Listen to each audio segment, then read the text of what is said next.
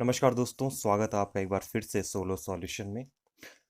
आज हम यहाँ पर 10 प्रश्नों को लेंगे जो कि रिलेटेड होंगे एलटी साइंस से। एलटी साइंस की जो परीक्षाएं हैं वो यहाँ पर नज़दीक हैं और नोटिफिकेशन आप सभी ने देख लिया होगा कि जुलाई या अगस्त समथिंग में ये एग्ज़ाम कराने की यहाँ पर रणनीति जो बनाने की चेष्टा यहाँ पर सरकार द्वारा की जा रही है।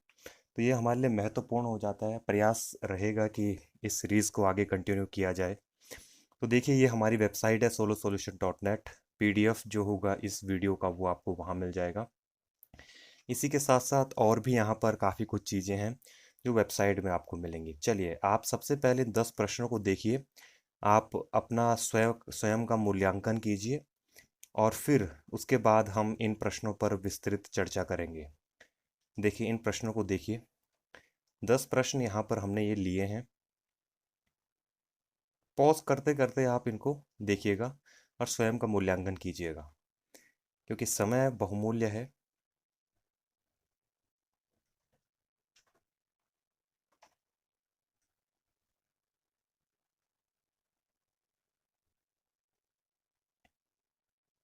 चलिए, तो ये 10 प्रश्न आपने देख लिए होंगे कि 10 प्रश्न हमारे पास कौन कौन से हैं। चलिए, सबसे पहले हम अपने पहले प्रश्न की बात करते हैं। तो एंथोलॉजी का संबंध है। तो देखिए, ऑप्शन आपके पास हैं। एंथोलॉजी का संबंध किससे है? पुष्पों के अध्ययन से है, उद्यान विज्ञान से है, फूलों की खेती से है, या इनमें से कोई नहीं। इंग्लिश वाले, anthology is concerned study of flowers, horticulture, from floriculture, none of these. देखिए, यहाँ से जो आपका राइट आंसर हो जाएगा वो कौन सा वाला होगा? ऑप्शन नंबर ए यहाँ से आपका राइट आंसर होगा कि जो पुष्पों का अध्ययन है, जो हम स्टडी करते हैं फ्लावर्स की, वो कहलाता है हमारे पास एंथोलॉजी। ठीक है। हॉर्टिकल्चर में क्या आ जाता है? उद्यान विज्ञान आ जाता है। ठीक है। हॉर्टिकल्चर में हमारे पास क्या आ जाता है? उद्यान विज्ञान आ जाता है। उद्यान विज्ञान।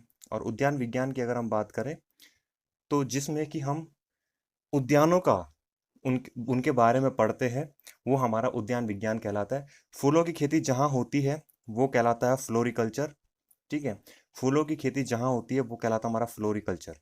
ठीक। और स्टडी ऑफ फ्लावर हमारे पास क्या कहलाता है? एंथोलॉजी कहलाता है। चलिए, आगे बढ़ते हैं दूसरे क्वेश्चन पर। आधुनिक वर्गीकरण के जनक हैं। तो ऑप्शन आपके पास अरस्तु, लीनियस, विटेकर या थियोफ्रेस्टस। जी। इंग्लिश में है, the father of modern classification is Aristotle, Linnaeus, Whittaker, Theophrastus.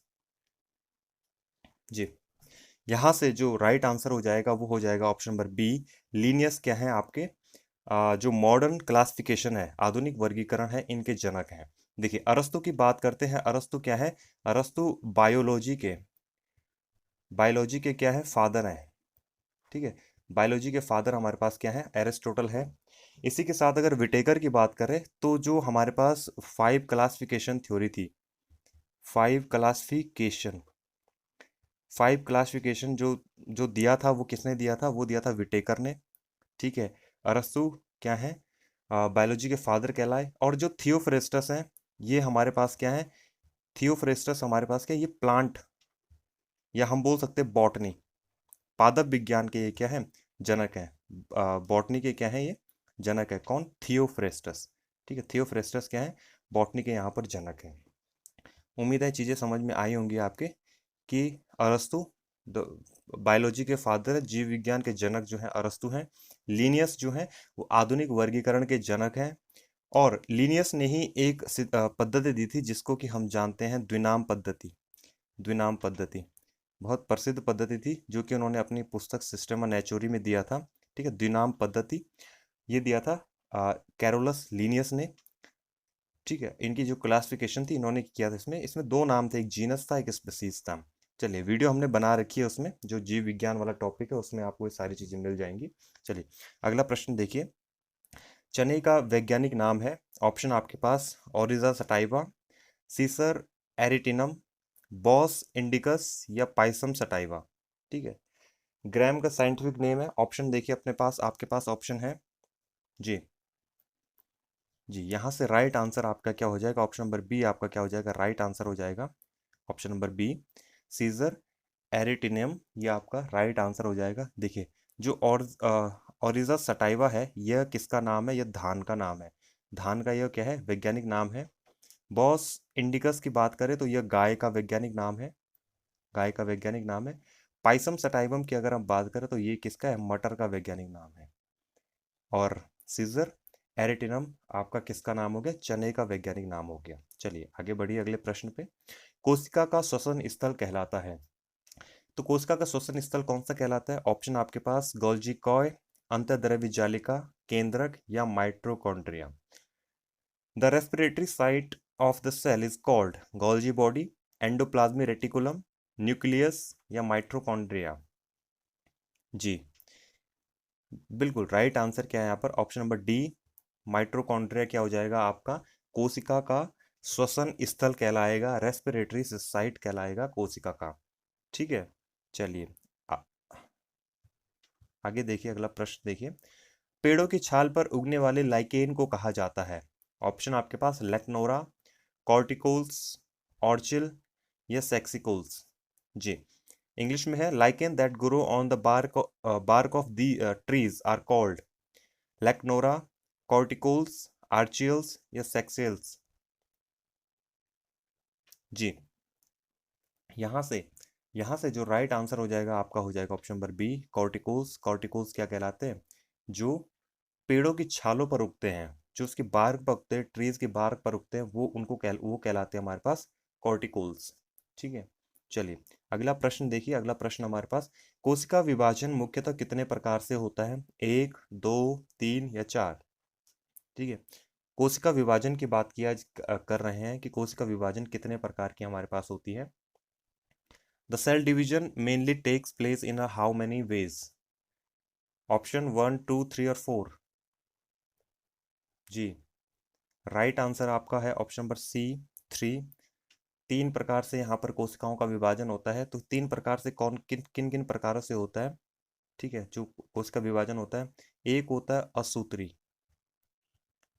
ठीक है, एक होता है असूत्री, एक होता है समसूत्री, एक होता है असूत्री, एक होता है आपका समसूत्री और एक होता है आपका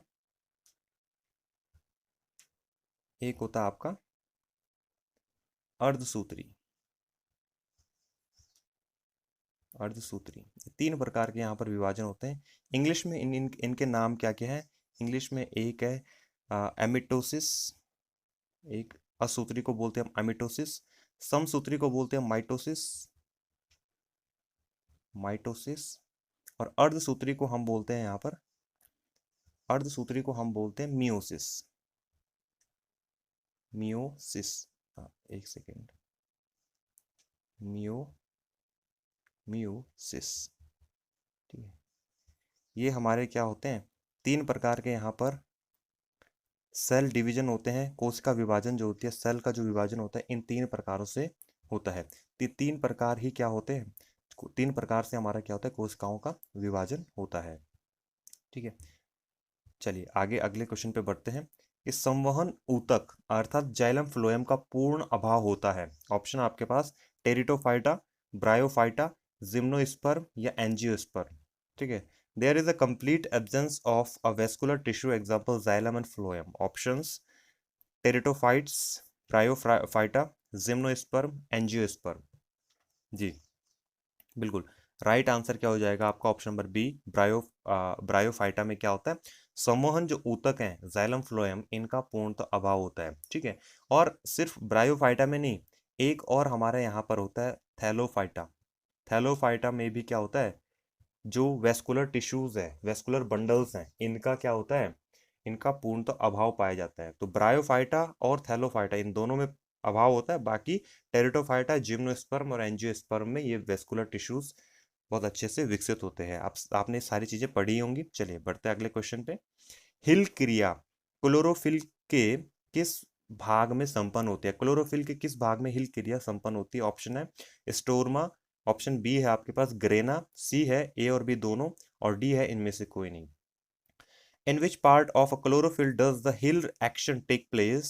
Options Storma, Grena, both A and B, and none of these.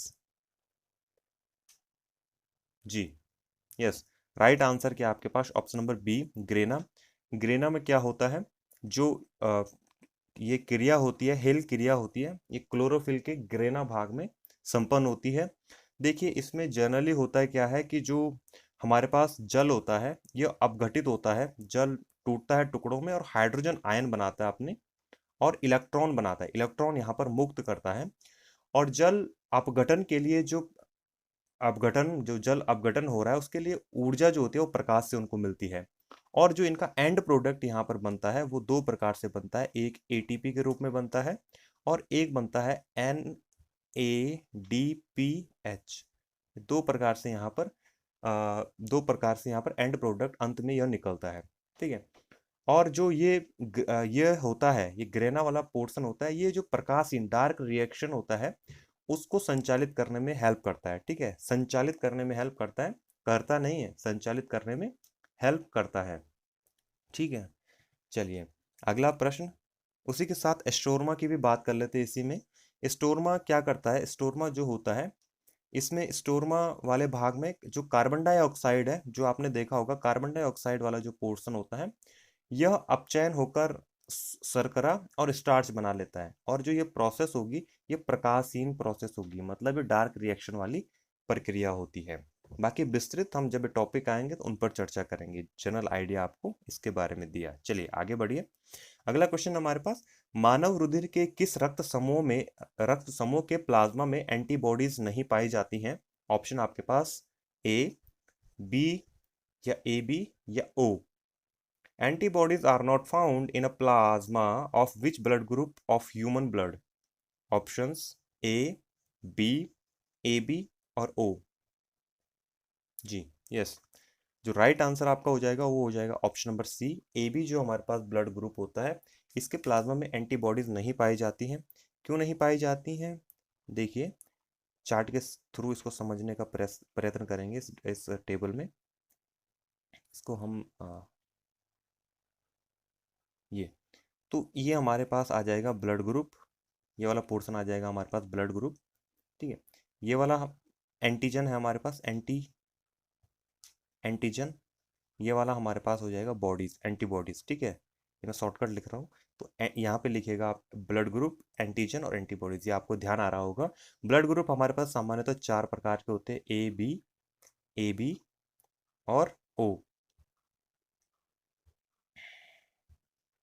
A B और ओ, ये चार प्रकार के हमारे पास यहाँ पर क्या होते हैं? ब्लड ग्रुप होते हैं।